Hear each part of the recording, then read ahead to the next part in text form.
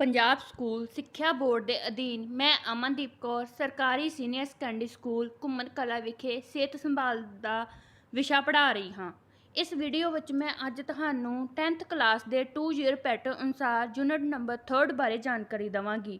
ਸੋ ਬੱਚਿਓ, ਤੁਸੀਂ ਇਹ ਵੀਡੀਓ ਨੂੰ ਬੜੇ ਹੀ ਧਿਆਨ ਨਾਲ ਸੁਣਨਾ ਅਤੇ ਸਮਝਣਾ ਵਾ। ਇਹਦੇ ਵਿੱਚ ਆਪਾਂ ਬਾਇਓਮੈਡੀਕਲ ਵੇਸਟ ਮੈਨੇਜਮੈਂਟ ਬਾਰੇ ਪੂਰੇ ਜੋ ਵੀ ਟੌਪਿਕ ਇਹਦੇ ਅੰਡਰ ਆਉਂਦੇ ਆਪਾਂ ਸਾਰੇ ਕਵਰ ਕਰਾਂਗੇ ਅਤੇ ਇਹਨੂੰ ਬੜੇ ਹੀ ਧਿਆਨ ਨਾਲ ਸਮਝਿਓ ਔਰ ਸੁਣਿਓ। ਠੀਕ ਆ। ਸਭ ਤੋਂ ਪਹਿਲਾਂ ਆਪਾਂ ਇਹਦੇ ਵਿੱਚ ਕਰਾਂਗੇ ਬਾਇਓਮੈਡੀਕਲ ਵੇਸਟ ਕੀ ਹੁੰਦੀ ਆ, ਯਾਨੀ ਕਿ ਉਹਦੀ ਡੈਫੀਨੇਸ਼ਨ ਪਰਿਭਾਸ਼ਾ ਕੀ ਆ।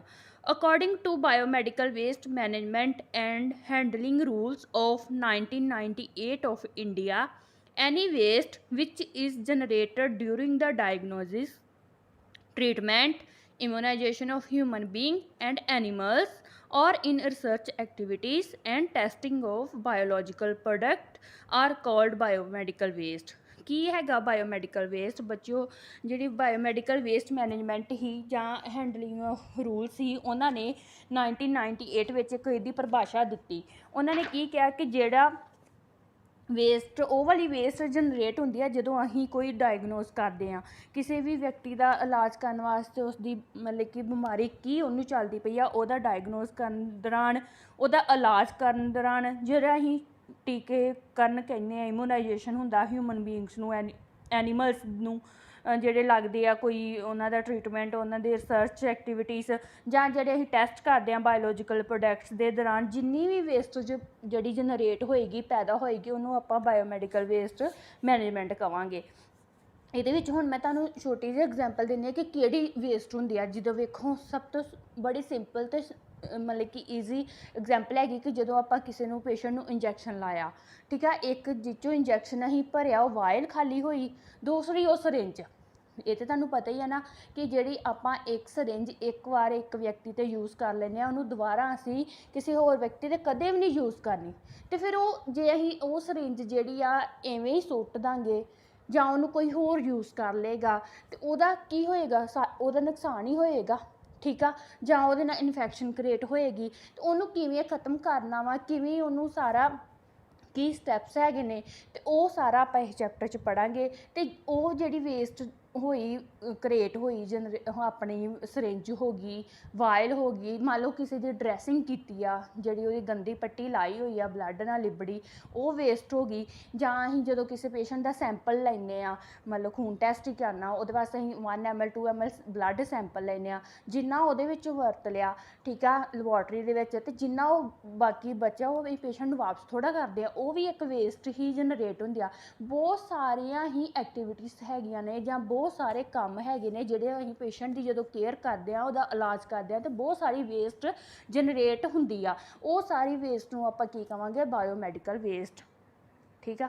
ਇਹ ਤੋਂ ਅੱਗੇ ਬੱਚੇ ਇਹਦੀ ਹੈਗੀ ਆ ਕਲਾਸੀਫਿਕੇਸ਼ਨ, ਮਤਲਬ ਕਿਹੜੀ ਕਿਹੜੀ ਹੈਗੀ ਆ। ਟੋਟਲ 9 ਤਰ੍ਹਾਂ ਦੀ ਆ।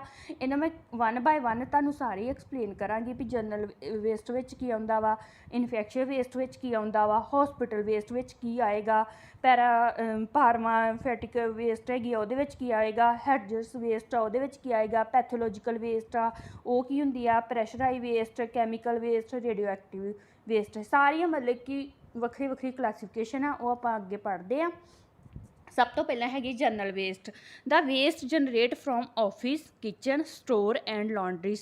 ਜਨਰਲ ਵੇਸਟ ਦੇ ਵਿੱਚ ਆ ਜਾਂਦਾ, ਵੇਖੋ ਹੌਸਪੀਟਲ ਦੇ ਵਿੱਚ ਪੇਸ਼ੈਂਟਸ ਨੂੰ ਖਾਣਾ ਮਿਲਦਾ ਵਾ, ਕੰਟੀਨ ਹੈਗੀ ਆ, ਠੀਕ ਆ, ਉਹਦੇ ਦੌਰਾਨ ਜਿਹੜੀ ਵੇਸਟ ਕ੍ਰੀਏਟ ਹੁੰਦੀ ਆ ਉਹ ਵਾਲੀ ਆਪਾਂ ਵੇਸਟ ਨੂੰ ਜਨਰਲ ਵੇਸਟ ਵਿੱਚ ਪਾਵਾਂਗੇ।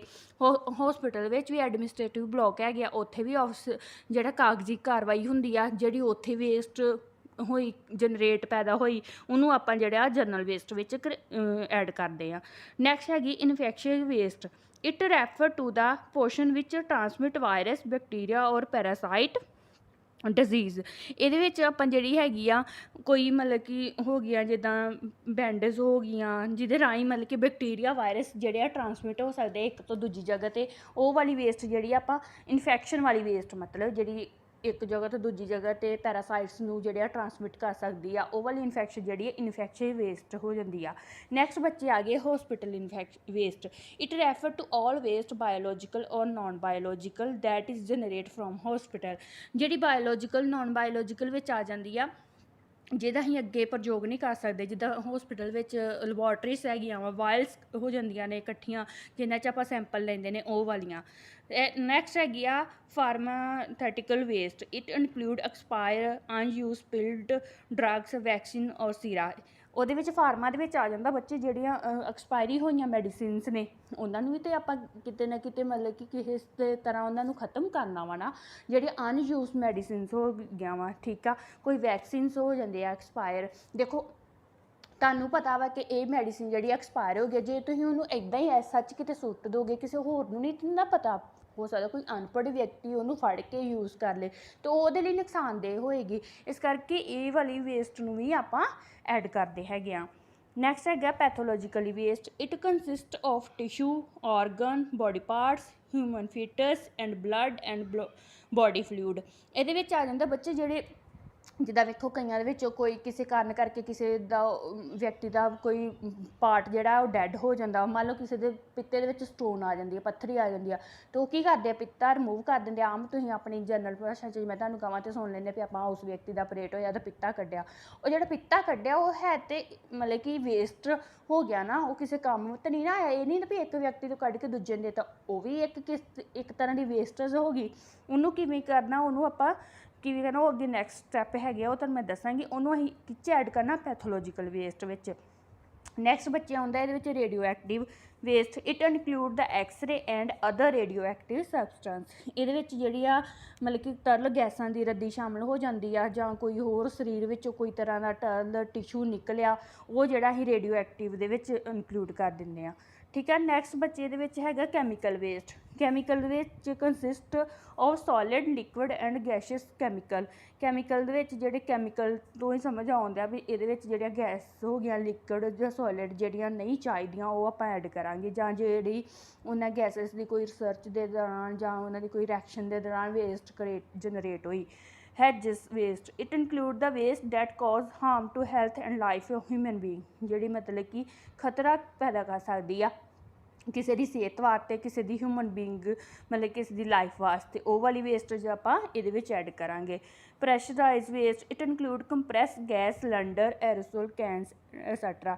ਮਤਲਬ ਜਿਹੜੀਆਂ ਦਬਾਅ ਵਾਲੇ ਗੈਸ ਸਿਲੰਡਰ ਹੋ ਗਏ ਜਿਨ੍ਹਾਂ ਨੂੰ ਸੁੱਟਣ ਯੋਗ ਹੁੰਦੇ ਆ, ਕੰਟੇਨਰ ਜਿੱਦਾਂ ਮੰਨ ਲਓ ਆਕਸੀਜਨ ਸਿਲੰਡਰ ਜਾਂ ਕੁਛ, ਇਹ ਵਾਲੀ ਸਾਰੀ ਗੈਸ ਜਿਹੜੀ ਆ ਉਹਨਾਂ ਨੂੰ ਆਪਾਂ ਇਹਦੇ ਵਿੱਚ ਐਡ ਕਰਾਂਗੇ, ਜਿਹੜੀ ਆ ਪ੍ਰੈਸ਼ਰਾਈਜ਼ ਵੇਸਟ ਹੁੰਦੀ ਆ। ਇਹ ਸਾਰੇ ਬੱਚੇ 9 ਤਰ੍ਹਾਂ ਦੀ ਕਲਾਸੀਫਿਕੇਸ਼ਨ ਹੀ ਤੁਹਾਨੂੰ ਪਤਾ ਲੱਗ ਗਿਆ ਵੀ ਕਿਹੜੀ ਵੇਸਟ, ਮਤਲਬ ਹਰ ਇੱਕ ਵੇਸਟ ਨੂੰ ਇੱਕ ਕੈਟਾਗਰੀ ਦਿੱਤੀ ਹੋਈ ਆ, ਇੱਕ ਉਹਨਾਂ ਦੀਆਂ ਜਿਹੜੀਆਂ ਵਾ ਮਤਲਬ ਕਿ ਪਾਰਟੀਕੂਲਰ ਉਹਨਾਂ ਨੇ ਟਰਮ ਦਿੱਤੀ ਹੋਈ ਆ। ਸੋ ਨੈਕਸਟ ਬੱਚੇ ਇਹਦੇ ਵਿੱਚ ਹੈਗੀਆਂ categories of biomedical waste. According to biomedical waste management and handling rules ਦੇ ਅਕੋਰਡਿੰਗ 10 ਕੈਟਾਗਰੀਜ਼ ਦਿੱਤੀਆਂ ਹੋਈਆਂ। ਇਹ ਨਹੀਂ ਵੀ ਸਾਰੀ ਮਤਲਬ ਕਿ ਹੋਸਪਿਟਲ ਦੇ ਵਿੱਚ ਪੱਟੀ ਵੀ ਜਿਹੜੀ ਆ ਵੇਸਟ ਪੱਟੀ ਆ ਉਹ ਵੀ ਇੱਕ ਡਸਟਬਿਨ 'ਚ ਆ, ਜਾਂ ਮਤਲਬ ਕਿ ਸਰਿੰਜਾਂ, ਵਾਇਲਸ ਉਹ ਵੀ ਇੱਕ ਵੇਸਟ, ਕੋਈ ਕਾਗਜ਼ ਉਹ ਵੀ ਇੱਕ ਡਸਟਬਿਨ 'ਚ ਆ, ਐਵੇਂ ਨਹੀਂ ਹੁੰਦਾ ਬੱਚੇ। ਉੱਥੇ ਹਰ ਇੱਕ ਵੇਸਟ ਨੂੰ ਲੈ ਕੇ ਇੱਕ ਡਿਫਰੈਂਟ ਜਿਹੜੀ ਕਲਰ ਕੋਡਿੰਗ ਆ, ਡਿਫਰੈਂਟ ਉਹਦੀ ਕੈਟਾਗਰੀ ਆ, ਉਹ ਅੱਗੇ ਆਪਾਂ ਨੈਕਸਟ ਜਿਹੜੀਆਂ ਸਲਾਈਡਸ ਆ ਉਹਦੇ ਵਿੱਚ ਮੈਂ ਤੁਹਾਨੂੰ ਦੱਸਾਂਗੀ। ਫਿਲਹਾਲ ਤੁਸੀਂ ਇਹ ਜਿਹੜੀ ਕੈਟਾਗਰੀਜ਼ ਉਹਨੂੰ ਧਿਆਨ ਨਾਲ ਦੇਖੋ। ਉਹਦੇ ਵਿੱਚ ਉਹਨਾਂ 10 ਕੈਟਾਗਰੀਜ਼ ਦਿੱਤੀਆਂ ਹੋਈਆਂ ਨੇ। ਕੈਟਾਗਰੀ ਨੰਬਰ ਦੇ ਵਿੱਚ 1 ਦੇ ਵਿੱਚ ਹਿਊਮਨ ਅਨਾਟੋਮੀਕਲ ਵੇਸਟ, ਮਤਲਬ ਜੋ ਆਦਮੀਆਂ ਦੇ ਨਾਲ, ਮਨੁੱਖ ਦੇ ਨਾਲ ਰਿਲੇਟਡ ਆ, ਉਹਨੂੰ ਉਹਨਾਂ ਨੇ ਕੈਟਾਗਰੀ ਨੰਬਰ 1 'ਚ ਪਾ ਦਿੱਤਾ ਵਾ। ਕੈਟਾਗਰੀ ਨੰਬਰ 2 ਦੇ ਵਿੱਚ ਐਨੀਮਲ ਵੇਸਟ। ਵੇਖੋ ਜਿਵੇਂ ਜਿਹੜੇ ਆਪਣੇ ਹੈਗੇ ਆ ਵੈਟਰਨਰੀ ਹੋਸਪਿਟਲਸ ਨੇ, ਵੈਟਰਨਰੀ ਡਾਕਟਰ ਨੇ, ਸੇਮ ਵੇਖੋ ਇੰਜੈਕਸ਼ਨਸ ਉਹਨਾਂ ਨੂੰ ਵੀ ਲੱਗਦੇ ਨੇ। ਆਪਣੇ ਜੋ ਐਨੀਮਲਸ ਨੇ, ਕਾਓ, ਬੈਫਲੋ ਨੇ, ਠੀਕ ਆ, ਉਹ ਵੀ ਬਿਮਾਰ ਹੁੰਦੇ ਨੇ, ਉਹਨਾਂ ਦਾ ਵੀ ਇਲਾਜ ਹੁੰਦਾ ਵਾ। ਉਹਨਾਂ ਦੇ ਮਤਲਬ ਕਿ ਜਿਹੜਾ ਸਾਡੇ ਪਸ਼ੂ ਹਸਪਤਾਲ ਆ ਉਹਨਾਂ ਵਿੱਚ ਵੀ ਸੇਮ ਇੰਨੇ ਹੀ ਜਿੱਦਾਂ ਹਿਊਮਨ ਹੋਸਪਿਟਲਸ ਹੈਗੇ ਨੇ, ਉਹਨਾਂ ਵਿੱਚ ਵੀ ਇੱਦਾਂ ਹੀ ਰਿਸਰਚ ਹੁੰਦੀ ਆ, ਇੱਦਾਂ ਹੀ ਇੰਜੈਕਸ਼ਨ ਲੱਗਦੇ ਨੇ, ਇਵੇਂ ਹੀ ਜਿਹੜੇ ਐਨੀਮਲਸ ਦਾ ਟਰੀਟਮੈਂਟ ਹੁੰਦਾ ਵਾ। ਅਤੇ ਉਹ ਵੀ ਉਹਨਾਂ ਦੇ ਜਿਹੜਾ ਜਦੋਂ ਉਹ ਆਪਣੇ ਐਨੀਮਲਸ ਦਾ ਇਲਾਜ ਕਰਦੇ ਨੇ ਤਾਂ ਉੱਥੇ ਵੇਸਟ ਜਨਰੇਟ ਹੁੰਦੀ ਆ। ਉਹ ਵਾਲੀ ਕੈਟਾਗਰੀ ਨੂੰ ਉਹਨਾਂ ਨੇ ਜਿਹੜਾ ਹੈਗਾ 2 ਕੈਟਾਗਰੀ ਵਿੱਚ ਐਡ ਕੀਤਾ ਹੋਇਆ ਵਾ। ਕੈਟਾਗਰੀ ਨੰਬਰ 3 ਦੇ ਵਿੱਚ ਮਾਈਕਰੋਬਾਇਓਲੋਜੀਕਲ ਵੇਸਟ। ਮਾਈਕਰੋਬਾਇਓਲੋਜੀ ਵਿੱਚ ਲੈਬੋਰਟਰੀਜ਼ ਦੇ ਵਿੱਚ ਜਿਹੜੀ ਆ ਜਾਂਦੀ ਆ, ਠੀਕ ਹੈ। ਜਦੋਂ ਕੋਈ ਜਾਂ ਤਾਂ ਉਹਨਾਂ ਨੇ ਕੋਈ ਰਿਸਰਚ ਕੀਤੀ ਆ ਕਿਸੇ ਮੈਡੀਸਿਨ 'ਤੇ, ਇਹ ਤੁਹਾਨੂੰ ਗੱਲ ਪਤਾ ਹੋਣੀ ਚਾਹੀਦੀ ਵੀ ਜਦੋਂ ਇੱਕ ਮੈਡੀਸਿਨ ਜਿਹੜੀ ਹੈਗੀ ਆ ਕਿਸੇ ਪਰਸਨ 'ਤੇ, ਕਿਸੇ ਹਿਊਮਨ ਬੀਇੰਗ 'ਤੇ ਅਪਲਾਈ ਕਰਨ ਤੋਂ ਪਹਿਲਾਂ ਉਹਨੂੰ ਲੈਬੋਰਟਰੀਜ਼ ਦੇ ਵਿੱਚ ਉਹਦਾ ਜਿਹੜਾ ਹੈਗਾ ਵਾ ਰਿਸਰਚ ਕੀਤੀ ਜਾਂਦੀ ਹੈਗੀ ਆ ਵੀ ਉਹਦਾ ਕਿੰਨਾ ਕੁ ਸਾਈਡ ਇਫੈਕਟ ਹੋਏਗਾ, ਕਿੰਨਾ ਕੁ ਇਫੈਕਟ ਹੋਏਗਾ, ਠੀਕ ਆ। ਉਹਦੇ ਦੌਰਾਨ ਜੋ ਵੇਸਟ ਜਨਰੇਟ ਹੁੰਦੀ ਆ ਉਹਨੂੰ ਆਪਾਂ ਮਾਈਕਰੋਬਾਇਓਲੋਜੀਕਲ ਕੈਟਾਗਰੀ ਨੰਬਰ 3 ਵਿੱਚ ਐਡ ਕਰਦੇ ਹਾਂ, ਠੀਕ ਹੈ, ਜੋ ਲੈਬੋਰਟਰੀਜ਼ ਦੇ ਵਿੱਚ। ਕੈਟਾਗਰੀ ਨੰਬਰ 4 ਵੇਸਟ ਸ਼ਾਰਪ ਮਤਲਬ ਤਿੱਖੀਆਂ ਜਿਹੜੀ ਰਹਿੰਦ ਖੂੰਦ ਹੋ ਜਾਂਦੀ ਆ, ਸੂਈਆਂ ਹੋ ਗਈਆਂ, ਸਰਿੰਜਾਂ ਹੋ ਗਈਆਂ, ਬਲੇਡ ਹੋ ਗਏ, ਠੀਕ ਆ। ਉਹ ਸਾਰੀ ਵੇਸਟ ਜਿਹੜੀ ਵਰਤੇ ਹੋਏ ਜਾਂ ਨਹੀਂ ਵੀ ਵਰਤੇ, ਐਕਸਪਾਇਰੀ ਹੋ ਗਈਆਂ ਕੋਈ ਇੰਜੈਕਸ਼ਨਸ ਵਾਇਲ ਦੇ ਵਿੱਚ, ਕੱਚ ਦੀਆਂ ਸ਼ੀਸ਼ੀਆਂ ਦੇ ਵਿੱਚ, ਉਹ ਵਾਲੀ ਕੈਟਾਗਰੀ ਨੰਬਰ 4 ਦੇ ਵਿੱਚ ਆਵਾਂਗੀ ਵੇਸਟ ਸ਼ਾਰਪ ਵਿੱਚ। ਕੈਟਾਗਰੀ ਨੰਬਰ 5 ਦੇ ਵਿੱਚ ਆ ਜਾਂਦੇ ਆ ਬੱਚੇ ਡਿਸਕਾਰਡ ਮੈਡੀਸਿਨ ਐਂਡ ਸਾਈਟੋਟੌਕਸਿਕ ਡਰੱਗਸ। ਇਹਦੇ ਵਿੱਚ ਜਿਹੜੀਆਂ ਬੇਕਾਰ ਹੋ ਜਾਂਦੀਆਂ ਦਵਾਈਆਂ, ਠੀਕ ਹੈ, ਜਿਨ੍ਹਾਂ ਦੀ ਐਕਸਪਾਇਰੀ ਲੰਘ ਜਾਂਦੀ ਹੈ, ਜਿਵੇਂ ਤੁਹਾਨੂੰ ਪਿੱਛੇ ਦੱਸਿਆ ਸੀ, ਜਾਂ ਮਤਲਬ ਕਿ ਰੱਦ ਹੋਈਆਂ ਹੋ ਜਾਂਦੀਆਂ, ਮੰਨ ਲਓ ਕੋਈ ਪ੍ਰੈਫਰ ਹੀ ਨਹੀਂ ਕੀਤੀ, ਡਾਕਟਰ ਨੇ ਉਹਨੂੰ ਕਿਹਾ ਵੀ ਨਹੀਂ ਇਹ ਨਹੀਂ ਚਾਹੀਦੀ, ਉਹ ਵਾਲੀ ਮੈਡੀਸਿਨ ਜਿਹੜੀ ਆ, ਉਹ ਵਾਲੀ ਵੇਸਟ ਜਿਹੜੀ ਆ ਆਪਾਂ ਕੈਟਾਗਰੀ ਨੰਬਰ 5 ਦੇ ਵਿੱਚ ਰੱਖਾਂਗੇ। ਕੈਟਾਗਰੀ ਨੰਬਰ 6 ਦੇ ਵਿੱਚ solid waste contained with blood and body fluid. ਇਹਦੇ ਵਿੱਚ ਬੱਚੇ ਜਿਹੜਾ ਖੂਨ ਦੇ ਨਾਲ, ਕਿਵੇਂ ਜਿੱਦਾਂ ਕਿਸੇ ਦੀਆਂ ਪੱਟੀਆਂ ਹੋ ਗਈਆਂ, ਪਲਾਸਟਰ ਹੋ ਗਿਆ, ਜਾਂ ਕੱਪੜੇ ਹੋ ਗਏ, ਬਿਸਤਰੇ ਹੋ ਗਏ ਖੂਨ ਨਾਲ ਲਿਬੜੇ, ਉਹ ਸਾਰੇ ਆਪਾਂ ਕੈਟਾਗਰੀ ਨੰਬਰ 6 ਦੇ ਵਿੱਚ ਰੱਖਦੇ ਹਾਂ। ਕੈਟਾਗਰੀ ਨੰਬਰ 7 ਦੇ ਵਿੱਚ solid waste generate from disposable items. ਜਿਹੜੀਆਂ ਇਹਦੇ ਵਿੱਚ ਠੋਸ ਰਹਿੰਦ ਖੂੰਹਦ ਆ ਜਾਂਦੀ ਹੈਗੀ ਆ, ਜਿਵੇਂ ਟਿਊਬਾਂ ਹੋ ਗਈਆਂ, ਨਿਕਾਸ ਨਾਲੀਆਂ ਹੋ ਗਈਆਂ, ਕਿਸੇ ਨੂੰ ਯੂਰੀਨਰੀ ਪਾਈਪ ਪਈ ਆ, ਕਿਸੇ ਨੂੰ ਜਿਹੜੀ IV ਜਿਹਦੇ ਨਾਲ ਇੰਜੈਕਸ਼ਨ ਗਲੂਕੋਜ਼ ਜਾਂਦੇ ਆ, ਉਹ ਵਾਲੀ ਜਿਹੜੀ ਵੇਸਟ ਆ ਉਹ ਕੈਟਾਗਰੀ ਨੰਬਰ 7 'ਚ ਆਉਂਦੀ ਆ। ਕੈਟਾਗਰੀ ਨੰਬਰ 8 ਦੇ ਵਿੱਚ ਆਉਂਦੀ ਲਿਕੁਇਡ ਵੇਸਟ। ਲਿਕੁਇਡ ਹੁੰਦਾ ਜਿਹੜਾ ਤਰਲ ਪਾਣੀ ਵਾਂਗੂ ਰਹਿੰਦ ਖੂੰਦ ਹੋ ਜਾਂਦੀ ਆ, ਜਾਂ ਮੰਨ ਲਓ ਕੋਈ ਸਫਾਈ ਕਰਨ ਲੱਗਿਆ ਹੋਸਪਿਟਲ ਦੇ ਵਿੱਚ, ਜਿੱਦਾਂ ਉੱਥੇ ਵੀ ਲਾਇਜ਼ੋਲ, ਡਟੋਲ ਜਿੱਦਾਂ ਅਸੀਂ ਆਪਣੇ ਘਰਾਂ 'ਚ ਯੂਜ਼ ਕਰਦੇ ਹਾਂ, ਉੱਥੇ ਵੀ ਫਰਨੈਲ ਵਗੈਰਾ ਜਿਹੜੀ ਯੂਜ਼ ਹੁੰਦੀ ਆ, ਉਹ ਜਿਹੜੀ ਵੇਸਟ ਹੋਏਗੀ ਉਹਨਾਂ ਦੌਰਾਨ ਪੈਦਾ ਹੋਏਗੀ ਇਹਨਾਂ ਲਿਕੁਇਡ ਚੀਜ਼ਾਂ ਦੀ, ਉਹਨੂੰ ਆਪਾਂ ਕੈਟਾਗਰੀ ਨੰਬਰ 8 'ਚ ਰੱਖਦੇ ਹਾਂ। ਕੈਟਾਗਰੀ ਨੰਬਰ 9 ਇਨਕ੍ਰੇਸ਼ਨ ਐਸ਼। ਇਹਦੇ ਵਿੱਚ ਜਿਹੜਾ ਆ ਜਾਂਦਾ ਭਸਮੀਕਰਨ ਸਵਾਹ, ਠੀਕ ਆ। ਮਤਲਬ ਕਿ ਕੋਈ ਜੀਵ ਰਹਿੰਦ ਖੂਨ ਤੋਂ ਜੋ ਉਪਜੀ ਹੋਈ ਸਵਾਹ ਹੋਏਗੀ, ਠੀਕ ਆ। ਮੰਨ ਲਓ ਕੋਈ ਬੋਡੀ ਪਾਰਟਸ ਜਿਹੜੇ, ਜਿੱਦਾਂ ਆਪਾਂ ਪਹਿਲਾਂ ਪੜ੍ਹਿਆ ਹੋਇਆ ਸੀ ਕਿ ਵੇਸਟ ਜਿਹੜੇ ਹੁੰਦੇ ਆ ਬੋਡੀ ਪਾਰਟਸ ਦੇ, ਠੀਕ ਆ, ਉਹਨਾਂ ਨੂੰ ਉਹ ਕਿੱਦਾਂ ਐਕਸਪਾਇਰ ਕਰਦੇ ਆ, ਸਾੜ ਕੇ। ਪੱਟੀਆਂ ਨੂੰ ਮੰਨ ਲਓ ਉਹਨਾਂ ਨੇ ਸਾੜ ਕੇ ਸਵਾਹ ਕੀਤਾ, ਠੀਕ ਆ, ਇੱਕ ਮੈਥਡ। ਉਹ ਜਿਹੜੀ ਹੁੰਦੀ ਆ ਵੇਸਟ, ਉਹਨੂੰ ਉਹਨਾਂ ਨੇ ਕੈਟਾਗਰੀ ਨੰਬਰ 9 'ਚ ਰੱਖਤਾ ਵਾ। ਕੈਟਾਗਰੀ ਨੰਬਰ 10 ਵਿੱਚ ਕੈਮੀਕਲ ਵੇਸਟ ਆ ਜਾਂਦੀ ਆ। ਕੈਮੀਕਲ ਦੇ ਵਿੱਚ ਜਿਹੜੇ ਬਾਇਓਲੋਜੀਕਲ ਹੋ ਗਏ, ਰਸਾਇਣਿਕ ਵਸਤਾਂ ਹੋ ਗਈਆਂ, ਠੀਕ ਆ, ਕੋਈ ਵਰਤਿਆ ਕੋਈ ਇਨਫੈਕਸ਼ਨਸ ਨੂੰ ਜਦੋਂ ਮੰਨ ਲਓ ਕਿ ਮੁਕਤ ਕਰਨ ਵਾਸਤੇ ਐਂਟੀਸੈਪਟਿਕ, ਇਹ ਵਾਲੀਆਂ ਚੀਜ਼ਾਂ, ਇਹ ਵਾਲੀਆਂ ਸਾਰੀਆਂ ਜਿਹੜੀਆਂ ਕੈਟਾਗਰੀ ਨੰਬਰ 10 'ਚ ਰੱਖਦੇ ਨੇ। ਇਹ ਸੀ ਬੱਚੇ ਇਹਨਾਂ ਦੀਆਂ ਕੈਟਾਗਰੀਜ਼ ਜਿਹੜੀਆਂ biomedical waste management handling rules ਨੇ ਦਿੱਤੀਆਂ ਸੀ। 10 ਕੈਟਾਗਰੀ ਸੀ ਉਹਨਾਂ। 10 ਦੇ ਵਿੱਚ ਡਿਫਰੈਂਟ ਜਿਹੜੀ ਵੇਸਟੇਜ ਜਿੱਥੋਂ ਜਨਰੇਟ ਹੁੰਦੀ ਆ, ਉਹਨਾਂ ਨੇ ਉਹਨਾਂ ਨੂੰ ਕੈਟਾਗਰੀ 'ਚ ਵੰਡ ਦਿੱਤਾ। ਸੋ ਨੈਕਸਟ ਬੱਚੇ ਆ ਜਾਂਦਾ segregation of biomedical waste in colour code bags.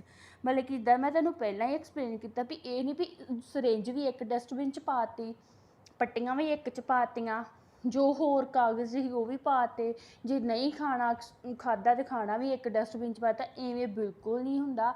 ਤੁਸੀਂ ਦੇਖਿਆ ਹੋਏਗਾ ਕਿ ਹੋਸਪਿਟਲ 'ਚ, ਕਿਸੇ ਵੀ ਹੋਸਪਿਟਲ 'ਚ ਚਲ ਜਾਓ, ਉੱਥੇ ਤੁਹਾਨੂੰ ਥਾਂ 'ਤੇ 4 ਤਰ੍ਹਾਂ ਦੇ ਹੀ ਬੈਗ ਨਜ਼ਰ ਆਉਣਗੇ, ਜਾਂ 4 ਤਰ੍ਹਾਂ ਦੇ ਹੀ ਡਸਟਬਿਨ ਨਜ਼ਰ ਆਉਣਗੇ, blue, red, black and yellow. ਅਤੇ ਉਹਨਾਂ ਜਿੱਥੇ ਕਿਤੇ ਡਸਟਬਿਨ ਹੋਣਗੇ, ਉੱਪਰ ਜ਼ਰੂਰ ਉਹਨਾਂ ਨੇ ਬਾਇਓਮੈਡੀਕਲ ਵੇਸਟ ਮੈਨੇਜਮੈਂਟ ਦਾ ਚਾਰਟ ਵੀ ਲਗਾਇਆ ਹੋਏਗਾ, ਕਿਉਂਕਿ ਹਰ ਇੱਕ ਪਰਸਨ ਨੂੰ ਨਹੀਂ ਪਤਾ ਹੈਗਾ ਕਿ ਕਿਹੜੇ ਡਸਟਬਿਨ ਦੇ ਵਿੱਚ ਕੀ ਪੈਣਾ ਵਾ।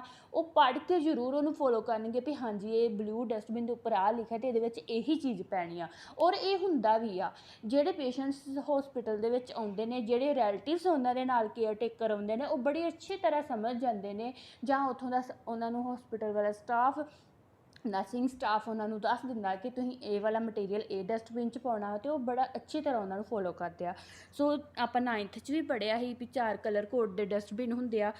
ਸਾਡਾ ਪ੍ਰੋਸੀਜਰ ਵੀ ਹੈਗਾ ਵਾ ਬਾਇਓਮੈਡੀਕਲ ਵੇਸਟ ਮੈਨੇਜਮੈਂਟ ਨੂੰ ਲੈ ਕੇ, ਉਹਦੇ ਵਿੱਚ ਹੀ ਆਪਾਂ ਇਹ 4 ਡਸਟਬਿਨ ਬਾਰੇ ਗੱਲ ਕਰਦੇ ਹਾਂ। ਸੋ ਤੁਹਾਨੂੰ ਇੱਕ ਵਾਰ ਮੈਂ ਦੁਬਾਰਾ ਦੱਸਦੀ ਹਾਂ। ਬਲੂ ਡਸਟਬਿਨ ਦੇ ਵਿੱਚ ਜਿੱਦਾਂ ਤੁਹਾਨੂੰ ਪਤਾ ਬੱਚੇ ਵੇਖੋ ਲਿਖਿਆ ਹੋਇਆ ਉੱਪਰ, ਵਾਇਲਸ ਪੈਂਦੀਆਂ ਵਾ, ਬਰੋਕਨ ਗਲਾਸ ਹੁੰਦਾ ਵਾ, ਨੀਡਲਸ ਹੁੰਦੀਆਂ ਵਾ, ਸਰਜੀਕਲ ਬਲੇਡ ਹੋ ਗਏ, ਠੀਕ ਆ। ਹੋਰ ਵੀ ਇਹਦੇ ਵਿੱਚ ਮਤਲਬ ਕਿ ਕੱਚ ਦੇ ਨਾਲ ਰਿਲੇਟਡ ਜਿਹੜਾ ਸ਼ਾਰਪ ਸ਼ਾਰਪ ਵੇਸਟ ਆਪਾਂ ਸਿਰਫ ਤੇ ਸਿਰਫ ਕਿਹਦੇ ਵਿੱਚ ਪਾਉਣੀ ਆ, ਬਲੂ ਡਸਟਬਿਨ ਦੇ ਵਿੱਚ। ਨੈਕਸਟ ਹੈਗਾ ਰੈੱਡ ਦੇ ਵਿੱਚ ਸੰਕਸ਼ਨ ਹੋ ਗਿਆ, ਯੂਰਨਰੀ ਕੈਥਡ ਹੋ ਗਿਆ, ਰਾਇਸ ਟਿਊਬ ਹੋ ਗਈਆਂ, ਆਈਵੀ ਸੈੱਟ ਹੋ ਗਏ, ਗਲੂਕੋਜ਼ ਬੋਟਲਸ ਹੋ ਗਈਆਂ। ਜੋ ਪਲਾਸਟਿਕ ਵਾਲਾ ਸਮਾਨ ਆ, ਜੋ ਟਿਊਬਸ ਹੋ ਗਈਆਂ ਸਾਡੀਆਂ ਪਲਾਸਟਿਕ ਵਾਲਾ, ਕੋਈ ਵੀ ਪਲਾਸਟਿਕ ਵਾਲਾ ਜਿਹੜੀ ਸਮਾਨ ਉਹ ਆਪਾਂ ਰੈੱਡ ਦੇ ਵਿੱਚ ਪਾਉਣਾ ਵਾ। ਇਹਨਾਂ ਨੂੰ ਮਤਲਬ ਜਿਹੜੀ ਵੇਸਟ ਹੈਗੀ ਉਹਨਾਂ ਨੂੰ ਇਕੱਠੇ ਨਹੀਂ ਕਰਨਾ ਹੈਗਾ। ਇਹ ਵੱਖਰੇ ਵੱਖਰੇ ਡਸਟਬਿਨ ਇਸੇ ਕਰਕੇ ਕਲਰ ਕੋਡਿੰਗ ਦਿੱਤੀ ਹੋਈ ਹੈ ਕਿ ਵੱਖਰੇ ਵੱਖਰਾ ਹੀ ਸੈਪਰੇਟ ਹੀ ਰਵੇ। ਅੱਗੇ ਬਲੈਕ ਦੇ ਵਿੱਚ ਬੱਚੇ ਆ ਜਾਂਦਾ outdated contaminated discard medicine, waste paper, fruits, vegetables, ਜਾਂ ਮਤਲਬ ਕਿ ਜੋ ਐਕਸਪਾਇਰੀ ਮੈਡੀਸਿਨ ਹੋ ਗਿਆ, ਜਾਂ ਜਿਹੜੀਆਂ ਨਹੀਂ ਚਾਹੀਦੀਆਂ, ਜਾਂ ਜਿਹੜੀਆਂ ਰੱਦ ਹੋ ਗਈਆਂ ਮੈਡੀਸਿਨ, ਜਾਂ ਜਿਹੜੇ ਪੇਸ਼ੈਂਟ ਕੋ ਮੰਨ ਲਓ ਕੋਈ ਫਰੂਟਸ ਗਲ ਸੜ ਗਿਆ ਜਾਂ ਖ਼ਰਾਬ ਹੋ ਗਿਆ, ਹਾਂ, ਜਾਂ ਉਹਦੇ ਛਿਲਕੇ ਹੋ ਗਏ, ਜਾਂ ਵੈਜੀਟੇਬਲਸ ਹੋ ਗਈਆਂ ਨਹੀਂ ਖਾਧੀ, ਉਹ ਸਾਰਾ ਆਪਾਂ ਕੱਚ 'ਚ ਪਾਵਾਂਗੇ ਬਲੈਕ ਡਸਟਬਿਨ ਦੇ ਵਿੱਚ। ਨੈਕਸਟ ਜੈਲੋ ਡਸਟਬਿਨ ਆ ਜਾਂਦਾ ਬੱਚੇ।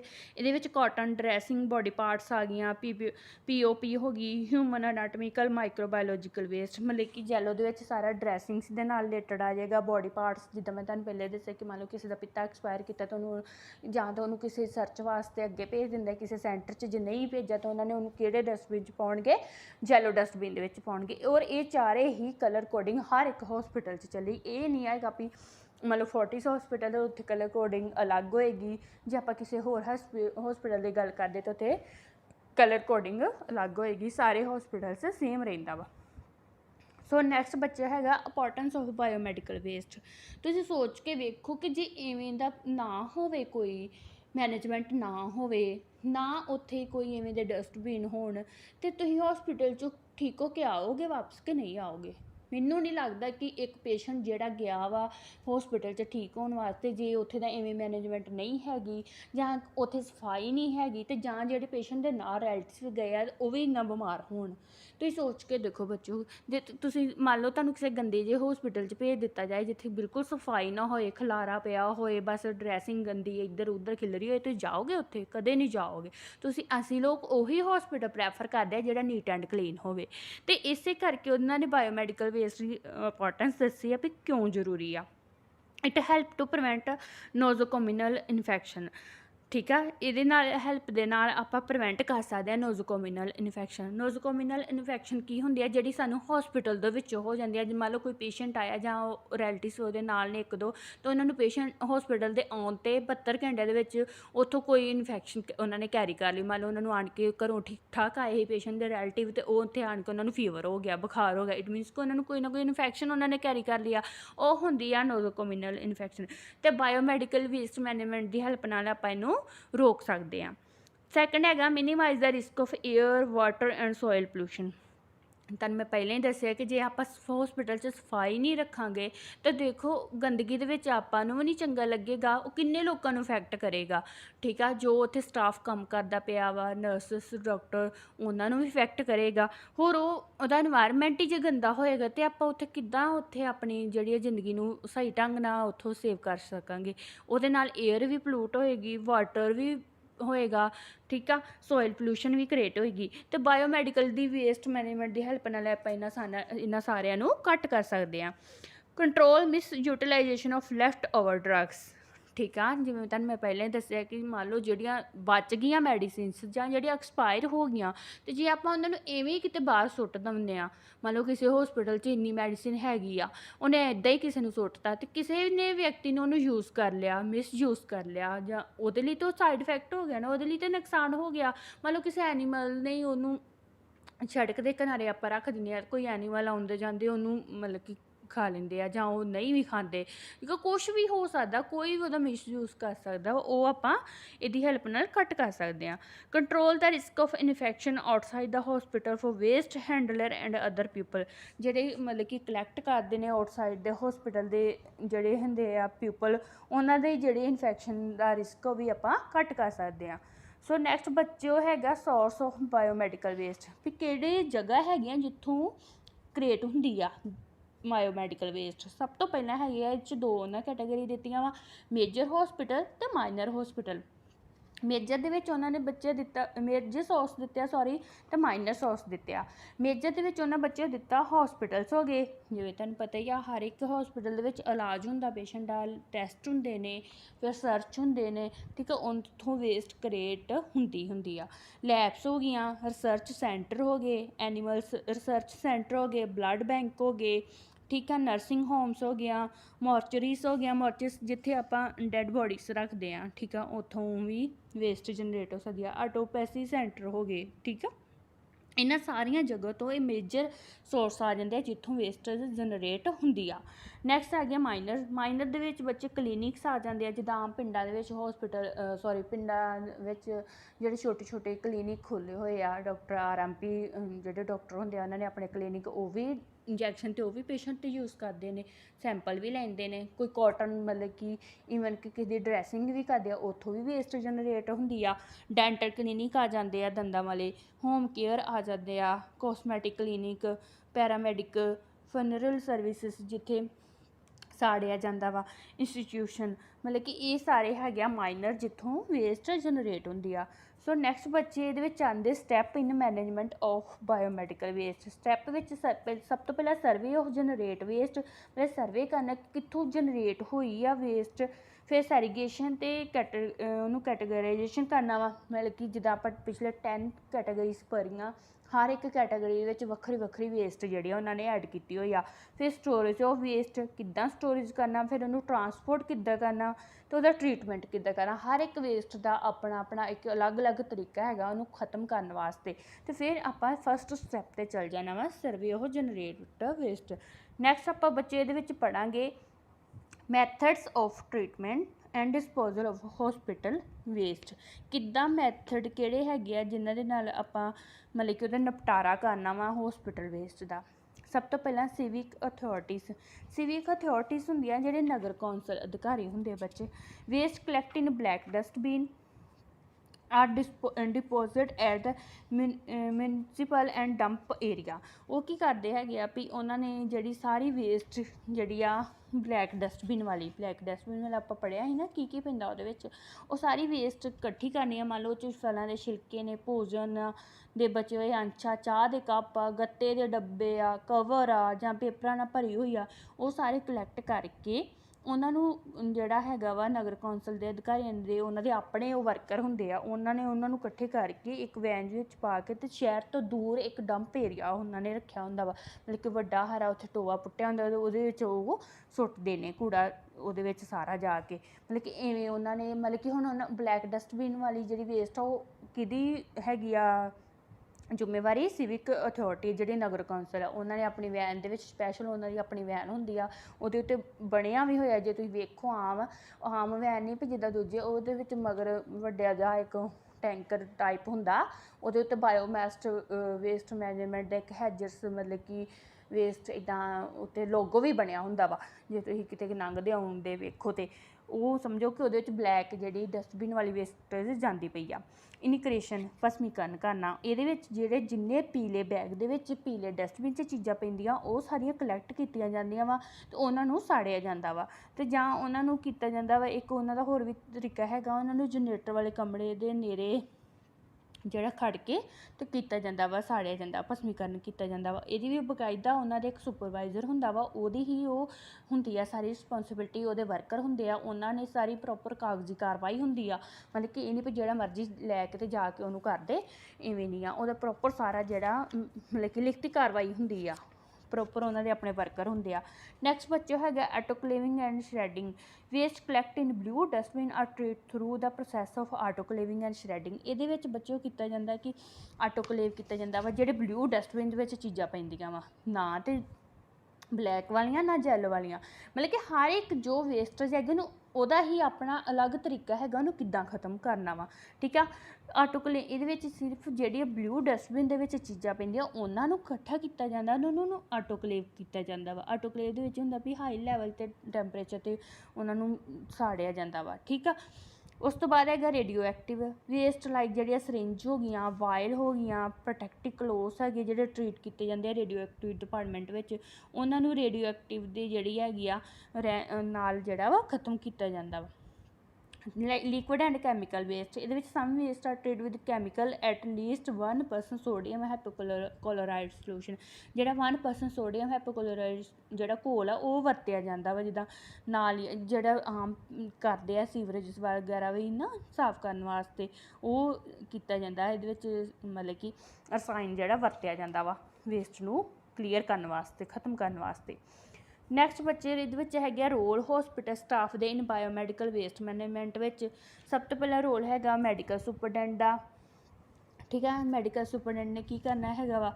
ਉਸ ਤੋਂ ਬਾਅਦ ਇਹਦੇ ਵਿੱਚ ਰੋਲ ਹੈਗਾ ਵਾ ਹੌਸਪੀਟਲ ਵੇਸਟ ਮੈਨੇਜਮੈਂਟ ਕਮੇਟੀਜ਼ ਜਿਹੜੀਆਂ ਬਣੀਆਂ ਹੁੰਦੀਆਂ ਵਾ। ਆਫਿਸਰ ਇੰਚਾਰਜ ਜਿਹੜੇ ਹੈਗੇ ਉਹਨਾਂ ਦਾ, head of department, nursing department, sanitation ਜਿਹੜੇ ਹੈਗੇ ਆ, ਸੈਨੀਟੇਸ਼ਨ ਇੰਸਪੈਕਟਰ, ਮਤਲਬ ਕਿ ਹਰ ਇੱਕ ਵਿਅਕਤੀ ਦਾ ਇਹਦੇ ਨਾਲ ਰਿਲੇਟਡ ਜਿਹੜੇ ਹੈਗੇ ਆ ਉਹਨਾਂ ਦਾ ਸਟਾਫ ਜਿਹੜਾ ਹੌਸਪੀਟਲ ਹੈਗਾ ਉਹ ਜ਼ਿੰਮੇਵਾਰ ਹੈਗਾ ਵਾ ਇਹਦੇ ਵਾਸਤੇ।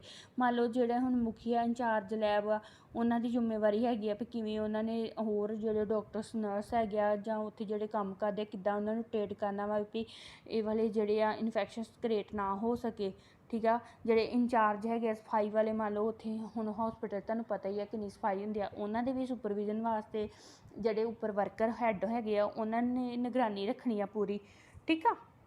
ਇੱਦਾਂ ਮਤਲਬ ਕਿ ਹਰ ਇੱਕ ਦੀ ਰਿਸਪੋਂਸੀਬਿਲਿਟੀ ਹੈਗੀ ਆ ਕਿ ਇਨਫੈਕਸ਼ਨ ਜਿਹੜੀ ਆ ਘੱਟ ਤੋਂ ਘੱਟ ਕ੍ਰੀਏਟ ਕੀਤੀ ਜਾਵੇ। ਨੈਕਸਟ ਬੱਚੇ ਇਹਦੇ ਵਿੱਚ ਰੋਲ ਹੈਗਾ ਮੈਡੀਕਲ ਸੁਪਰਡੈਂਟ ਦਾ। ਸਭ ਤੋਂ ਪਹਿਲਾਂ ਰੋਲ ਆਪਾਂ ਮੈਡੀਕਲ ਸੁਪਰਡੈਂਟ ਦਾ ਰੋਲ ਪੜ੍ਹਾਂਗੇ, ਉਹਦਾ ਕੀ ਕਰਨਾ ਹੈਗਾ, ਮਤਲਬ ਕਿ ਐਕਸਪਲੇਨ ਦੇ ਵਿੱਚ ਆਪਾਂ ਪੜ੍ਹਨਾ ਮੈਡੀਕਲ ਸੁਪਰਡੈਂਟ ਦਾ role. To implement the guidelines for hospital waste management and ensure that waste is handled without any adverse effect to human health and environment।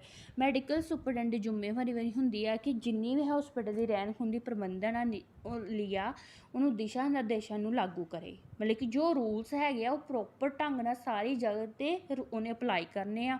ਫਿਰ ਉਹਨੇ ਇਹ ਵੀ ਵੇਖਣਾ ਕਿਤੇ ਰਹਿੰਦ ਖੂੰਹਦ ਦਾ ਜਿਹੜਾ ਕਿਤੇ ਇਨਵਾਇਰਮੈਂਟ 'ਤੇ ਤਾਂ ਨਹੀਂ ਕੋਈ ਇਫੈਕਟ ਪੈਣ ਦਿਆ, ਜਾਂ ਉਹਦੇ ਨਾਲ ਕੋਈ ਹੋਰ ਮਤਲਬ ਕਿ ਜੋ ਕਲੈਕਟ ਕਰਦੇ ਪਏ ਆ ਨਾ ਐਟਲੀਸਟ ਹੈ ਤੇ ਉਹ ਵੀ ਹਿਊਮਨ ਵੀ ਨਾ ਉਹਨਾਂ ਨੂੰ ਤਾਂ ਨਹੀਂ ਕੋਈ ਇਫੈਕਟ ਹੋਣ ਦਿਆ। ਉਹਨਾਂ ਨੇ ਦੇਖੋ ਤੁਸੀਂ ਹਸਪੀਟਲ ਜਾਓ ਤਾਂ ਜਿਹੜੇ ਉੱਥੇ ਵੇਸਟ ਮੈਨੇਜਮੈਂਟ ਕਲੈਕਟ ਕਰਦੇ ਆ ਉਹਨਾਂ ਨੇ ਵੱਡੇ ਵੱਡੇ ਗਲਵਸ ਪਾਏ ਹੋਣਗੇ, ਆਪਣੇ ਆਪ ਨੂੰ ਪ੍ਰੋਪਰ ਮਾਸਕ ਵਗੈਰਾ ਲਾ ਕੇ ਉਹਨਾਂ ਪ੍ਰੋਟੈਕਟ ਕੀਤਾ ਹੁੰਦਾ ਵਾ। ਨੈਕਸਟ ਬੱਚਾ ਹੈਗਾ ਰੋਲ ਉਹ ਹੌਸਪੀਟਲ ਕਮੇਟੀ। ਹੁਣ ਹੌਸਪੀਟਲ ਕਮੇਟੀ ਦੇ ਕੀ ਰੋਲ ਹੈਗੇ ਆ, ਉਹਨੇ ਕੀ ਕਰਨਾ to conduct awareness programme regarding biomedical waste management, to conduct training programme for medical profession.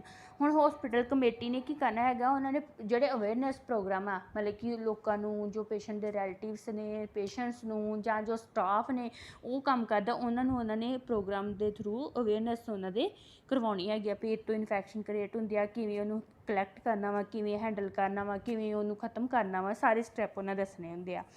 Role of officer incharge monitor the programme from site time to time at various level, example generation, segregation, collection, storage, transportate and treatment. ਹੁਣ ਜਿਹੜਾ officer incharge ਉਹਨੇ ਕੀ ਕਰਨਾ ਹੈਗਾ ਵਾ, ਉਹਨੇ ਸਾਰੇ ਜਿਹੜੇ ਮਤਲਬ ਕਿ ਮੈਂ ਸਟੈਪ ਦੱਸੇ ਕਿ ਜਿੱਥੇ ਜਨਰੇਟ ਹੁੰਦੀ ਪਈ ਆ, ਸਟੋਰੇਜ ਹੁੰਦੀ ਪਈ ਆ, ਟਰਾਂਸਪੋਰਟ ਕਿੱਦਾਂ ਹੁੰਦੀ ਪਈ ਆ, ਜਾਂ ਉਹਨਾਂ ਦੀ ਜਿਹੜੀ ਟ੍ਰੀਟਮੈਂਟ ਆ ਉਹ ਕਿੱਦਾਂ ਹੁੰਦਾ ਪਿਆ, ਉਹਨਾਂ ਸਾਰਿਆਂ ਦੀ ਧਿਆਨ ਜਿਹੜਾ ਹੈਗਾ ਵਾ ਉਹਨੇ ਆਫਿਸਰ ਇੰਚਾਰਜ ਨੇ ਰੱਖਣਾ ਹੈਗਾ ਵਾ। ਵੀ ਉਹਨਾਂ ਦਾ ਵੇਖਣਾ ਵੀ ਸਹੀ ਢੰਗ ਨਾਲ ਸਟੋਰੇਜ ਹੁੰਦੀ ਆ, ਸਹੀ ਢੰਗ ਨਾਲ ਕਲੈਕਸ਼ਨ ਹੁੰਦੀ ਪਈ ਆ। ਇਹ ਨਹੀਂ ਹੈ ਵੀ ਬਲੂ ਵਾਲੀ ਜਿਹੜੀ ਵੇਸਟੇਜ ਉਹ ਰੈੱਡ 'ਚ ਮਿਕਸ ਹੋਈ ਆ ਅਤੇ ਰੈੱਡ ਵਾਲੀ ਜਿਹੜੀ ਆ ਉਹ ਬਲੂ 'ਚ ਹੋਈ ਆ। ਉਹਨਾਂ ਨੂੰ ਟਰੀਟਮੈਂਟ ਮਤਲਬ ਕਿ ਟਰਾਂਸਪੋਰਟ ਸਹੀ ਢੰਗ ਨਾਲ ਹੁੰਦੀ ਪਈ ਹੈ। ਇਹ ਸਾਰੀ ਜ਼ਿੰਮੇਵਾਰੀ ਜਿਹੜੀ ਆ ਆਫਿਸਰ ਇੰਚਾਰਜ ਦੀ ਆ। Next role of head of the department. Head of department ਦਾ ਰੋਲ ਉਹਨੇ ਵੀ ਇਹਦੇ ਵਿੱਚ ਆਪਣਾ ਇੰਪੋਰਟੈਂਟ ਰੋਲ ਜਿਹੜਾ ਪਲੇ ਕਰਨਾ ਵਾ। Responsibility for the formulation and implementation of waste management procedure. ਉਹਨੇ ਕੀ ਦੇਖਣਾ ਵੀ ਜੋ ਵੀ ਪ੍ਰੋਸੀਜਰਸ ਹੈਗੇ ਨੇ ਜਾਂ ਜੋ ਵੀ ਫਾਰਮੂਲੇ ਹੈਗੇ ਆ ਇਹਨੂੰ ਵੇਸਟ ਨੂੰ ਲੈ ਕੇ ਉਹ ਪ੍ਰੋਪਰ ਸਹੀ ਢੰਗ ਨਾਲ ਅਪਲਾਈ ਹੁੰਦੇ ਪਏ ਆ। ਉਹਨੇ ਆਪਣੇ ਜਿਹੜੇ ਅੰਡਰ ਡਾਕਟਰਸ ਨੇ ਜਾਂ ਜੋ ਨਰਸਿੰਗ ਸੁਪਰਡੈਂਟ ਨੇ, ਨਰਸਿਸ ਨੇ, ਉਹਨਾਂ ਦੇ ਉੱਪਰ ਉਹਨੇ ਧਿਆਨ ਰੱਖਣਾ ਵਾ, ਮਤਲਬ ਕਿ ਉਹਨਾਂ ਦੀ ਪ੍ਰੋਪਰ ਦੇਖਣਾ ਕਿ ਉਹ ਸਹੀ ਢੰਗ ਨਾਲ ਫੋਲੋ ਕਰਦੇ ਪਏ ਨੇ। Next role of nursing superintendent. ਹੁਣ ਮੈਡੀਕਲ ਸੁਪਰਡੈਂਟ ਤੋਂ ਨੀਚੇ ਨਰਸਿੰਗ ਸੁਪਰਡੈਂਟ ਆ ਜਾਂਦੇ ਨੇ। Responsible for the close monitoring of the activity and conduct supervise round and evaluate the various aspect. ਉਹਨੇ ਕੀ ਕਰਨਾ ਹੁੰਦਾ ਵਾ ਕਿ ਹਰ ਇੱਕ ਵਾਰਡ, ਮੰਨ ਲਓ ਮੈਂ ਔਰਥੋ ਵਾਰਡ ਦੀ ਗੱਲ ਕਰਦੀ ਹਾਂ, ਹੱਡੀਆਂ ਦੀ ਵਾਰਡ ਆ ਔਰਥੋ, ਤੇ ਉਹਦੇ ਵਿੱਚ ਜੇ 5 ਨਰਸਿੰਗ ਹੈਗਾ ਸਟਾਫ ਤੇ ਉਹਨਾਂ ਦੇ ਉੱਪਰ ਇੱਕ ਨਰਸਿੰਗ ਸੁਪਰਡੈਂਟ ਹੈਗੀ ਆ। ਉਹਨੇ ਸਰਪ੍ਰਾਈਜ਼ ਰਾਉਂਡ ਰੱਖਣਾ ਵਾ ਵਿੱਚ ਹਫਤੇ 'ਚ ਜਾਂ ਮੰਥਲੀ, ਤੇ ਦੇਖਣਾ ਵੀ ਜਿਹੜੀ ਵੇਸਟ ਨੂੰ ਲੈ ਕੇ ਰੂਲਸ ਹੈਗੇ ਨੇ ਪ੍ਰੋਪਰ ਸਹੀ ਢੰਗ ਨਾਲ ਫੋਲੋ ਹੋ ਰਹੇ ਨੇ। ਉਹਦਾ ਇਹ ਕੰਮ ਹੈਗਾ। ਉਹਨੇ ਆਪਣੇ ਸਟਾਫ ਦੇ ਨਾਲ ਤਾਲਮੇਲ ਬਣਾ ਕੇ ਰੱਖਣਾ ਵਾ, ਕਿਵੇਂ ਉਹਨਾਂ ਨੇ ਮਤਲਬ ਕਿ ਨਰਸਿਸ ਨੇ ਕਿਵੇਂ ਪੇਸ਼ੈਂਟਸ ਨੂੰ ਅਵੇਅਰ ਕਰਨਾ ਵਾ, ਕਿਵੇਂ ਉਹਨਾਂ ਦੇ ਰਿਲੇਟਿਵਸ ਨੂੰ ਅਵੇਅਰ ਕਰਨਾ ਹੈ ਇਸ ਗੱਲ ਬਾਰੇ। Role of sanitation inspector, sanitation ਜਿਹੜਾ ਸਫਾਈ ਇੰਚਾਰਜ ਹੁਣ ਇੰਸਪੈਕਟਰ ਹੋਏਗਾ ਉਹਨਾਂ ਦਾ। Role responsible for the implementation monitoring and evaluation of the hospital waste management from collection storage and treatment. ਉਹਨੇ ਕੀ ਕਰਨਾ ਵਾ, ਉਹਨੇ ਜੋ ਵੀ ਹਸਪੀਟਲ ਦੀ ਰਹਿੰਦ ਖੂੰਹਦ ਦੀ ਨਿਗਰਾਨੀ ਆ, ਕਿਵੇਂ ਉਹਨਾਂ ਨੂੰ ਇਕੱਠਾ ਕਰਨਾ ਵਾ, ਕਿਵੇਂ ਉਹਨਾਂ ਦੀ ਜਿਹੜਾ ਅਖੀਰਲਾ ਸਟੈਪ ਹੈਗਾ ਵਾ ਉਹ ਤੱਕ ਜ਼ਿੰਮੇਵਾਰ ਹੈਗਾ ਵਾ। ਉਹਨੇ ਆਪਣੀ ਜਿਹੜੀ ਹਸਪਤਾਲ ਦੀ ਰਹਿੰਦ ਖੂੰਹਦ ਕਮੇਟੀ ਮੀਟਿੰਗ ਵਿੱਚ ਸ਼ਾਮਲ ਵੀ ਹੋਣਾ ਹੁੰਦਾ ਵਾ, ਸਟਾਫ ਨੂੰ ਵੀ ਟ੍ਰੇਨਿੰਗ ਦੇਣੀ ਆ। ਉਹਨੇ ਜੋ ਵੀ ਉਹਦੇ ਨਾਲ ਮਤਲਬ ਟ੍ਰੇਨਿੰਗ ਤੋਂ ਕਰਦੇ ਪਏ ਆ ਕੰਮ ਉਹਨਾਂ ਵੱਲ ਵੀ ਉਹਨੇ ਧਿਆਨ ਰੱਖਣਾ ਵਾ। ਇਹ ਸਾਰੇ ਬੱਚੇ ਵੱਖਰੇ ਵੱਖਰੇ, ਹਰ ਇੱਕ ਪਰਸਨ ਦੇ ਵੱਖਰੇ ਵੱਖਰੇ ਇਨ ਬਾਇਓਮੈਡੀਕਲ ਵੇਸਟ ਮੈਨੇਜਮੈਂਟ ਨੂੰ ਲੈ ਕੇ ਆਪਣੇ ਆਪਣੇ ਰੋਲ ਨੇ। ਨੈਕਸਟ ਹੈਗਾ ਬੱਚੇ ਇਹਦੇ ਵਿੱਚ ਟ੍ਰੇਨਿੰਗ ਆ ਜਾਂਦੀ ਆ ਹਸਪੀਟਲ ਵੇਸਟ ਮੈਨੇਜਮੈਂਟ ਦੀ। ਕੀ ਕਰਨਾ ਹੈਗਾ, it include the following awareness of different categories of waste. ਉਹਨਾਂ ਨੇ ਵੱਖ ਜਿਹੜੀ ਕੈਟਾਗਰੀਜ਼ ਹੈਗੀਆਂ ਉਹਨਾਂ ਨੂੰ ਲੈ ਕੇ ਜਾਗਰੂਕਤਾ ਮਤਲਬ ਕਿ ਅਵੇਅਰਨੈਸ ਉਹਨਾਂ ਦੇ ਵਿੱਚ ਭਰਨੀ ਹੈਗੀ ਆ ਲੋਕਾਂ 'ਚ। ਜੇ ਅਸੀਂ ਉਹਨਾਂ ਨੂੰ ਹੁਣ ਸਾਨੂੰ ਤਾਂ ਪਤਾ ਵਾ ਰੈੱਡ ਡਸਟਬਿਨ ਦੇ ਵਿੱਚ ਕੀ ਪੈਣਾ, ਅਤੇ ਜਿਹੜੇ ਲੋਕ ਆਏ ਆ ਨਾਲ ਉਹ ਮੰਨ ਲਓ ਪੜ੍ਹ ਨਹੀਂ ਸਕਦੇ, ਅਤੇ ਉਹਨਾਂ ਨੂੰ ਅਸੀਂ ਅਵੇਅਰ ਕਰਨਾ ਵਾ, ਅਸੀਂ ਦੱਸਣਾ ਵਾ ਕਿ ਬਲੈਕ ਡਸਟਬਿਨ 'ਚ ਕੀ ਪੈਣਾ ਵਾ ਅਤੇ ਰੈੱਡ 'ਚ ਕੀ ਪੈਣਾ ਵਾ। ਵੇਸਟ ਮਿਨੀਮਾਈਜੇਸ਼ਨ, ਘੱਟ ਤੋਂ ਘੱਟ ਜਿਹੜੀ ਆ ਵੇਸਟ ਜਿਹੜੀ ਆ ਪੈਦਾ ਹੋਵੇ, ਉਹ ਆਪਾਂ ਉਹਨੇ ਕਰਨਾ ਵਾ, ਟ੍ਰੇਨਿੰਗ ਕਰਨੀ ਹਸਪੀਟਲ ਦੀ। ਸੈਰੀਗੇਸ਼ਨਸ, ਕਿੱਦਾਂ ਚੀਜ਼ਾਂ ਨੂੰ ਖ਼ਤਮ ਕਰਨਾ ਵਾ, ਪ੍ਰੋਪਰ ਹੈਂਡਲਿੰਗ, ਕਲਰ ਕੋਡਿੰਗ ਬਾਰੇ, ਐਪਰੀਸ਼ੀਏਟ ਟਰੀਟਮੈਂਟ ਬਾਰੇ, management of spills and accidents, occupation health and safety. ਮਤਲਬ ਕਿ ਜੋ ਇਹ ਸਾਰੀਆਂ ਗੱਲਾਂ ਦੇ ਵਿੱਚ ਆਪਾਂ ਜਿਹੜੇ ਪੁਆਇੰਟਸ ਆਪਾਂ ਪੜ੍ਹੇ ਉਹਦੇ ਵਿੱਚ ਆਪਾਂ ਟ੍ਰੇਨਿੰਗ ਦੇਣੀ ਆ ਹਸਪੀਟਲਸ ਦੀ ਵੇਸਟ ਮੈਨੇਜਮੈਂਟ ਵਾਲਿਆਂ ਨੇ। ਠੀਕ ਆ, ਮਤਲਬ ਕਿ ਪ੍ਰੋਪਰ ਕਲਰ ਕੋਡਿੰਗ ਹੋਵੇ, ਆਕੂਪੇਸ਼ਨ ਜਿਹੜੀ ਹੈਗੀ ਆ ਜੋ ਕੰਮ ਇਹਦੇ ਨਾਲ ਰਿਲੇਟਡ ਲੋਕ ਕੰਮ ਕਰਦੇ ਪਏ ਨੇ ਉਹਨਾਂ ਦੀ ਵੀ ਹੈਲਥ ਜਿਹੜੀ ਆ ਹੋਣੀ ਚਾਹੀਦੀ ਆ, ਠੀਕ ਹੋਣੀ ਚਾਹੀਦੀ ਆ। ਕੋਈ ਐਕਸੀਡੈਂਟ ਨਾ ਹੋ ਜਾਵੇ, ਮੰਨ ਲਓ ਕੋਈ ਸ਼ਾਰਪ ਚੀਜ਼ ਆ ਜਾਂ ਉਹ ਕਿੱਦਾਂ ਵੀ ਆ, ਉਹ ਪੇਸ਼ੈਂਟਸ ਦਾ ਉਹਦੇ ਮਤਲਬ ਕਿ ਜੋ ਵਰਕਰ ਆ ਉਹ ਨਾ ਉਹਦੇ ਨਾਲ ਹੈਂਡਲ ਐਕਸੀਡੈਂਟ ਕੇਸ ਨਾ ਹੋਵੇ, ਇਵੇਂ ਕਰਕੇ। ਸੋ ਬੱਚੋ ਇਹ ਸੀ ਸਾਰੀ PPT। ਆਪਾਂ ਇੱਕ ਵਾਰ ਮੈਂ ਤੁਹਾਨੂੰ ਰਿਵਾਈਜ਼ ਕਰ ਦਿੰਦੀ ਹਾਂ। ਆਪਾਂ ਅੱਜ ਬਾਇਓਮੈਡੀਕਲ ਵੇਸਟ ਮੈਨੇਜਮੈਂਟ ਬਾਰੇ ਪੜ੍ਹਿਆ। ਸਭ ਤੋਂ ਪਹਿਲਾਂ ਮੈਂ ਉਹਦੇ ਵਿੱਚ ਤੁਹਾਨੂੰ ਉਹਦੀ ਡੈਫੀਨੇਸ਼ਨ ਦੱਸੀ, ਅੱਗੇ ਉਹਦੀ ਕਲਾਸੀਫਿਕੇਸ਼ਨ ਦੱਸੀ, 9 ਤਰ੍ਹਾਂ ਦੀ ਹੁੰਦੀ ਆ। ਫਿਰ ਕੈਟਾਗਰੀਜ਼ ਦੱਸੀਆਂ ਬੱਚੇ ਤੁਹਾਨੂੰ, ਕੈਟਾਗਰੀਜ਼ 10 ਤਰ੍ਹਾਂ ਦੀ ਹੁੰਦੀਆਂ। ਹਰ ਇੱਕ ਕੈਟਾਗਰੀ ਦੇ ਵਿੱਚ ਡਿਫਰੈਂਟ ਜਿਹੜੀ ਆ ਵੇਸਟੇਜ ਆਪਾਂ ਇਨਕਲੂਡ ਕੀਤੀ ਆ। ਕਲਰ ਕੋਡ ਬੈਗਸ ਬਾਰੇ ਵੀ ਦੱਸਿਆ।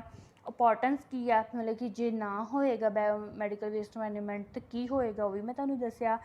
ਸੋਰਸਸ ਕਿੱਥੋਂ ਪੈਦਾ ਹੁੰਦੀ ਆ। ਨੈਕਸਟ ਉਹਦੇ ਸਟੈਪਸ ਦੱਸੇ ਹੀ। ਮੈਥਡ ਦੱਸਿਆ ਵੀ ਕਿੱਦਾਂ ਉਹਨਾਂ ਨੇ ਕਲੈਕਟ ਕਰਨਾ ਵਾ, ਬਲੈਕ ਬੈਗ ਨੂੰ ਕਿੰਨੇ ਕਲੈਕਟ ਕਰਨਾ ਵਾ, ਰੈੱਡ ਨੂੰ ਕਿੱਦਾਂ ਉਹ ਡਿਸਕਾਰਡ ਕਰਦੇ ਆ, ਜੈਲੋ ਨੂੰ ਕਿੱਦਾਂ ਕਰਦੇ ਆ। ਸੋ ਰੋਲ ਕੀ ਆ ਹਸਪੀਟਲ ਸਟਾਫ ਦੇ, ਨਰਸਿੰਗ ਸੁਪਰਡੈਂਟ, ਮੈਡੀਕਲ ਸੁਪਰਡੈਂਟ, ਸਾਰੇ ਤੁਹਾਨੂੰ ਐਕਸਪਲੇਨ ਕੀਤਾ। ਆਈ ਹੋਪ ਸੋ ਕਿ ਤੁਹਾਨੂੰ ਇਹ PPT ਅੱਛੀ ਵੀ ਲੱਗੀ ਹੋਏਗੀ ਔਰ ਸਮਝ ਵੀ ਆਏਗੀ। ਹੁਣ ਇਹਦੇ ਵਿੱਚ ਬੱਚੇ ਥੋੜ੍ਹੇ ਕੁਐਸਚਨ ਆ ਜਿਹੜੇ ਦਿੱਤੇ, ਉਹ ਵਿੱਚੋਂ ਜੇ ਤੁਸੀਂ ਧਿਆਨ ਨਾਲ PPT ਸਮਝੀ ਹੋਏਗੀ ਤਾਂ ਬੜੇ ਈਜ਼ੀ ਤਰੀਕੇ ਨਾਲ ਤੁਸੀਂ ਲੱਭ ਲਓਗੇ ਅਤੇ ਆਪਣੀ ਨੋਟਬੁੱਕ 'ਤੇ ਨੋਟ ਕਰੋਗੇ। ਮੈਂ ਇੱਕ ਵਾਰ ਕੁਐਸਚਨ ਤੁਹਾਨੂੰ ਪੜ੍ਹ ਕੇ ਦੱਸ ਦਿੰਦੀ ਹਾਂ। What is biomedical waste? ਸਭ ਤੋਂ ਪਹਿਲਾਂ ਹੀ ਮੈਂ ਤੁਹਾਨੂੰ ਐਕਸਪਲੇਨ ਕੀਤਾ ਸੀ definition. Name the different colour coding use for waste. Colour coding ਮੈਂ ਦੱਸਿਆ ਵੀ ਸੀ ਤੁਹਾਨੂੰ ਵੀ 4 ਤਰ੍ਹਾਂ ਦੇ ਆਪਾਂ ਬੈਗ ਜਿਹੜੇ ਯੂਜ਼ ਕਰਦੇ ਹਾਂ ਉਹ ਵਾਲਾ। Third question, what kind of waste we throw in red dustbin 'ਚ। ਉਹਨੂੰ ਪੁੱਛਿਆ ਸਿਰਫ ਰੈੱਡ ਡਸਟਬਿਨ ਵਿੱਚ ਕੀ ਪੈਂਦਾ ਉਹ ਤੁਸੀਂ ਲਿਖੋਗੇ ਇੱਥੇ। Fourth, name the method we use for treatment of waste. ਕਿੱਦਾਂ ਆਪਾਂ ਮਤਲਬ ਕਿ ਖ਼ਤਮ ਕਰ ਸਕਦੇ ਵੇਸਟ ਨੂੰ, ਕਿਹੜੇ ਮੈਥਡਸ ਦੇ ਨਾਲ, ਉਹ ਦੱਸਣੇ ਆ। Write the steps for waste management, ਕਿਹੜੇ ਸਟੈਪਸ ਹੈਗੇ ਨੇ ਵੇਸਟ ਮੈਨੇਜਮੈਂਟ ਵਾਸਤੇ। Write the classification of biomedical waste, ਉਹ ਤੁਹਾਨੂੰ ਮੈਂ ਦੱਸੀ ਸੀ classification. Write the major source of biomedical waste, major source ਵੀ ਤੁਹਾਨੂੰ ਦੱਸੇ ਹੀ, ਹਸਪੀਟਲ ਹੋ ਗਏ, ਕਲੀਨਿਕਸ ਹੋ ਗਏ ਸਾਰੇ। What are duty of nursing superintendent in waste management, nursing superintendent ਕੀ ਵੇਸਟ ਡਿਊਟੀ ਹੈਗੀ ਆ ਇਹ ਵੀ ਮੈਂ ਤੁਹਾਨੂੰ ਦੱਸਿਆ ਵਾ। Write the importance of biomedical waste. What kind of waste we put in category number 5, category number 5 ਦੇ ਵਿੱਚ ਆਪਾਂ ਕਿਹੜੀ ਵੇਸਟ ਕੈਟਾਗਰੀ ਜਿਹੜੀ ਆ ਐਡ ਕਰਾਂਗੇ। आई होप सो कि ਤੁਹਾਨੂੰ ਇਹ ਕੁਐਸਚਨਸ ਈਜ਼ੀ ਵੀ ਲੱਗਣਗੇ ਔਰ ਹੈ ਵੀ ਈਜ਼ੀ ਆ। ਤੁਸੀਂ ਇੱਕ ਵਾਰ ਪੀਪੀਟੀ ਨੂੰ ਸੁਣਨਾ ਵਾ, ਇੱਕ ਵਾਰ ਨਹੀਂ, ਜੇ ਨਹੀਂ ਪਤਾ ਲੱਗਿਆ ਸੈਕਿੰਡ ਟਾਈਮ ਹੀ ਸੁਣੋ ਤੇ ਕੁਐਸਚਨ ਆਪਣੀ ਨੋਟਬੁੱਕ 'ਤੇ ਨੋਟ ਕਰੋ। Thank you.